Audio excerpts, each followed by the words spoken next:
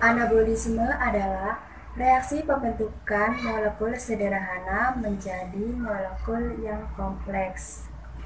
Contoh dari reaksi anabolisme ini adalah proses fotosintesis atau sintesis karbohidrat dengan bantuan energi cahaya matahari. Kemudian fotosintesis ini adalah peristiwa pembentukan karbohidrat dari karbon dioksida dan air dengan bantuan energi cahaya matahari. Reaksi fotosintesis ini ditulis dengan karbon dioksida dan air direaksikan menjadi glukosa atau gula dan oksigen dengan bantuan energi cahaya matahari dan klorofil. Fotosintesis ini terjadi di dalam kloroplas. Kemudian, kloroplas ini merupakan organel plastida yang mengandung pigmen hijau daun atau klorofil. Sel yang mengandung kloroplas ini terdapat pada mesofil daun tanaman atau yang disebut juga dengan palisade atau jaringan tiang, dan sel-sel bunga karang yang disebut dengan spons. Kloroplas berfungsi sebagai tempat berlangsungnya proses fotosintesis. Di dalam kloroplas ini terdapat klorofil, pigmen karotenoid, antosianin, dan vicobilin. Kemudian, klorofil merupakan pigmen utama yang terdapat pada tumbuhan yang berfungsi untuk menyerap cahaya radiasi elektromagnetik pada spektrum kasat mata. Klorofil dapat dibedakan menjadi klorofil A dan klorofil B. Klorofil A mampu menyerap cahaya merah dan biru keunguan serta berperan dalam reaksi gelap fotosintesis. Sedangkan klorofil B mampu menyerap cahaya biru dan merah kejinggaan. Selanjutnya ada struktur kloroplas yang terdiri dari beberapa bagian, yaitu granum, lumen, tilakoid, stroma, membran dalam, dan membran luar.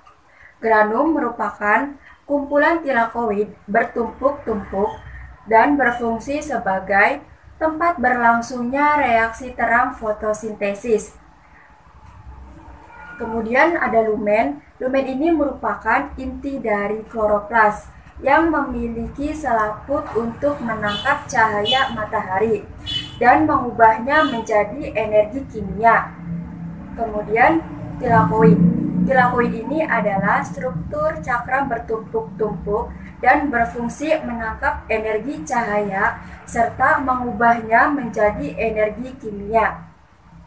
Stroma ini merupakan struktur kosong di dalam kloroplas yang berfungsi sebagai tempat glukosa terbentuk dari karbon dioksida dan sebagai tempat terjadinya reaksi gelap. Kemudian selanjutnya ada membran dalam. Membran dalam kloroplas ini bersifat selektif permeabel dan tempat protein transport melekat.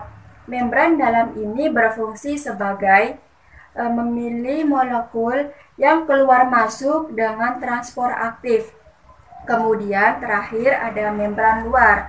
Membran luar bersifat sangat permeabel, kemudian berfungsi untuk melewatkan molekul kurang dari 10 kilodalton tanpa selektivitas dan menutupi ruang intermembran antara membran dalam dan bagian luar kloroplas.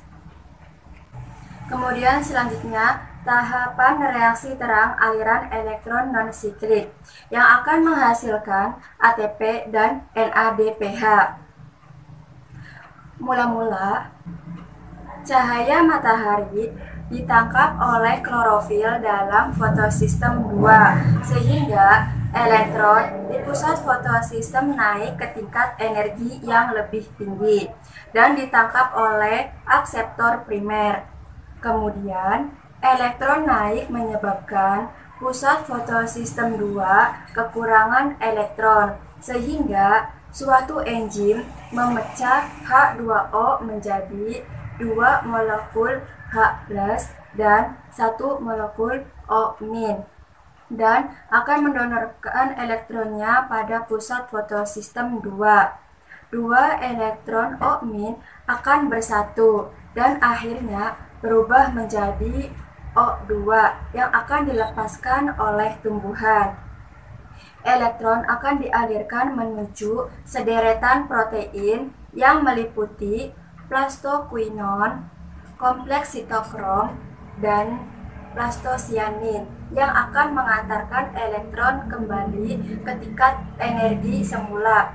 Ketika ditangkap oleh protein-protein tersebut, elektron melepaskan sebagian energinya untuk membentuk ATP. Di samping itu, elektron pada fotosistem 1 juga telah bereksitasi ke tingkat energi yang lebih tinggi karena menangkap energi cahaya matahari. Elektron dari fotosistem 2 akan turun dari kompleks sitokrom dan mengisi kekosongan yang terjadi di fotosistem 1.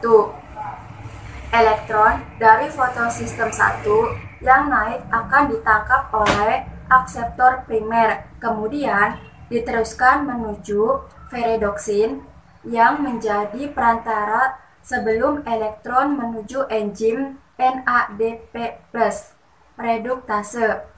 Enzim tersebut akan menangkap elektron untuk reaksi reduksi membentuk NADPH.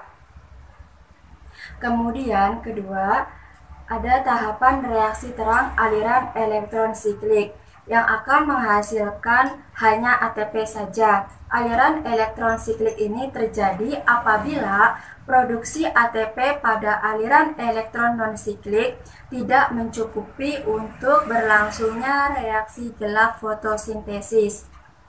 Reaksi fotosintesis yang kedua yaitu reaksi gelap atau siklus Kelvin. Reaksi gelap tidak tergantung secara langsung dengan cahaya matahari. Reaksi gelap menggunakan karbon dioksida untuk membentuk gliseraldehida 3-fosfat atau G3P yang merupakan gula berkarbon 3. Dalam sekali siklus Kelvin akan dikeluarkan satu molekul G3P.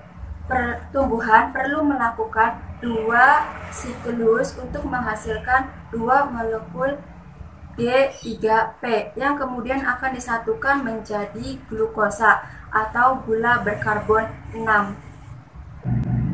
Tahapan dari siklus Kelvin terdiri dari 3 fase, yaitu fiksasi karbon, reduksi, dan regenerasi RUBP. Tahap pertama yaitu fiksasi karbon. Karbon dioksida akan ditangkap dan disatukan dengan ribulosa bifosfat oleh enzim Rubisco. Kemudian ribulosa bifosfat mengikat karbon dioksida menghasilkan molekul dengan 6 karbon yang tidak stabil dan segera pecah menjadi 2 molekul 3-fosfogliserat.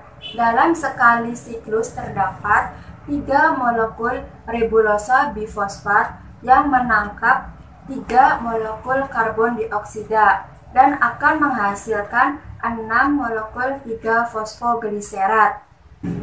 Kemudian tahap kedua yaitu reduksi. Masing-masing dari 3 fosfogliserat ini akan menerima fosfat dari ATP sehingga berubah menjadi 1,3 bifosfogliserat. Dibutuhkan 6 ATP untuk mengubah 6 molekul 3-fosfogliserat menjadi 6 molekul 1,3 bifosfogliserat.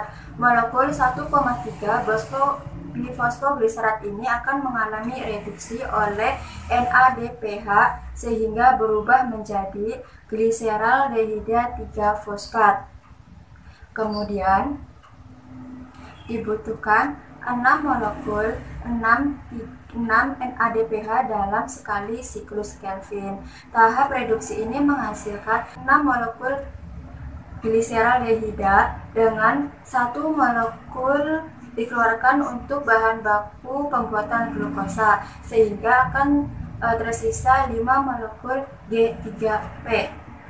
Kemudian tahap terakhir yaitu regenerasi RUBP. 5 molekul gliseraldehida 3-fosfat ini akan diubah menjadi 3 molekul ribulosa bifosfat yang dapat digunakan kembali untuk menangkap karbon dioksida. Dalam reaksi ini terdapat 3 molekul ATP yang mendonorkan fosfatnya.